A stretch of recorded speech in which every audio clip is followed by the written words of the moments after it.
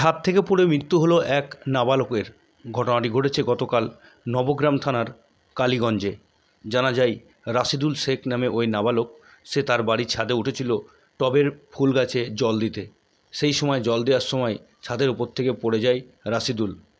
তারপরেই পরিবারের সদস্যরা তাকে দেখতে পেয়ে তড়িঘড়ি সেখান থেকে উদ্ধার করে বহরমপুরের মুর্শিদাবাদ মেডিকেল কলেজ হাসপাতালে নিয়ে এলে সেখানে চিকিৎসারত অবস্থায় গতকাল তার মৃত্যু হয়। আজ দুপুর 1:30 নাগাদ তার দেহের ময়নাতদন্ত হচ্ছে বহরমপুর মর্গে। ব্যাপারটা হচ্ছে, কালকে বাচ্চা ছেলে তো, উনি ফুল গাছ লাগা আছে টবে, জল দিতে গেছিল ধারে, যে জল দিতে যে পা পিছলে নিচে পড়ে যায়। কোথায় ছিল টব?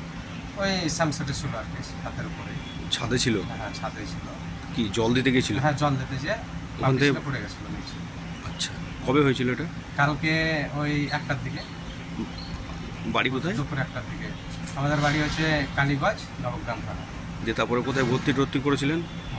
ভর্তি কোথাও করেনি, এই এখানে মেডিকেলে নিয়ে এসেছি। কখন মারা গেছে? মারা গেছে ডাক্তাররা তো আমাদেরকে বললো 6টার পরে, সন্ধে? হ্যাঁ, সন্ধ্যে 6টার পরে বললো। কিরকম বয়স বাচ্চার? বয়স 6 বছর। নাম কি? নাম রাশিদুল শেখ। আপনার নাম? আমার নাম শহীদুল্লাহ শেখ।